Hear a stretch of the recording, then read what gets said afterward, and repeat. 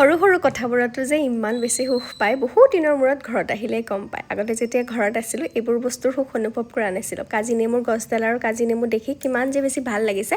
তাতে কাজি নেমুৰ সোৱাদ আমি পোৱাই নাই। ঘৰত আহিলেই যি খাই যাওঁ। তাৰপিছত দেখিছেনে সৰু ট্ৰেক্টৰ এখন, দেউতাই খুব বেছি চব্জিৰ খেতি কৰে। তাৰপিছত ধুনীয়াকৈ বাপেক পুতেকে এইবিলাক কৰিলে। এইফালে আইতাকে বনাইছে পানী পিঠা, যিটো আমাৰ দৰঙৰ ফালে খোলা চাপৰি পিঠা, হাজাৰমুখী পিঠা বুলি কয়।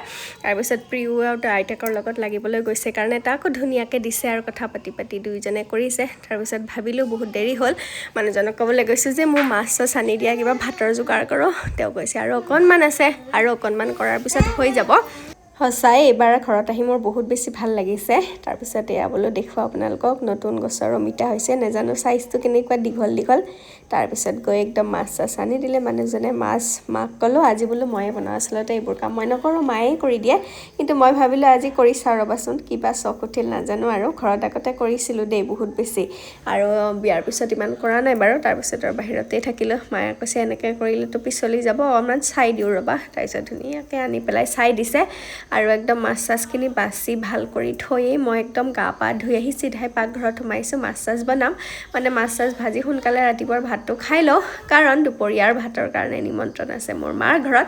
আমাৰ ঘৰৰ পৰা মাৰ ঘৰ ইমান বেছি দূৰ নহয়, সেইকাৰণে আৰু পটক কৰি যাব পাৰে, আহিব পাৰি। মাছ চাছ লুটিয়াইলে ভাজি লৈ থাকোঁতে ইফালে আইতাক আৰু প্ৰিয়ুৱে ধুনীয়াকৈ উমলি আছে। কিবা কিবি চকলেট আনি দিছিলে, সেইখিনি মানে দোকান খেলিছে। আৰু প্ৰিয়ুৱে মোৰ লগত এইবোৰ কৰি থাকে নহয় দিল্লীত, তাত এতিয়াও কৰিছে ধুনীয়াকৈ।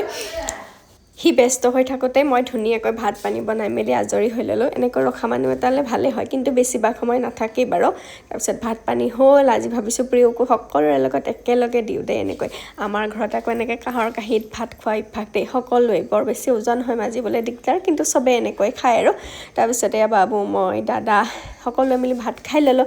লোৱাৰ পিছতে আকৌ মাৰ ঘৰলৈ যোৱাৰ সময় হ'ল। সেয়া গাড়ী চাড়ী ধুনীয়াকৈ উলিয়ালোঁ। পুতেকেতো একদম বাপেকৰ কোলাত বহি লৈ ষ্টিয়াৰিং ঘূৰাইছে, মানে আৰু সি যাবই। তাৰপিছত ককাক আইতাক আহিল আমাক বিদায় দিবলৈ, আমাক ক'ত আৰু নিজৰ নাতিয়েকক বিদায় দিবলৈ। তাৰপিছত ধুনীয়াকৈ সেইবিলাক কৰি মেলি মই বোলো ব'লা, ঘৰৰ মানুহে ৰখি থাকিব। এয়াই আছিল আজিৰ এটা সৰু মিনি ব্লগ। যদি চাই ভাল পালে লাইক, শ্বেয়াৰ আৰু কমেণ্ট কৰিবলৈ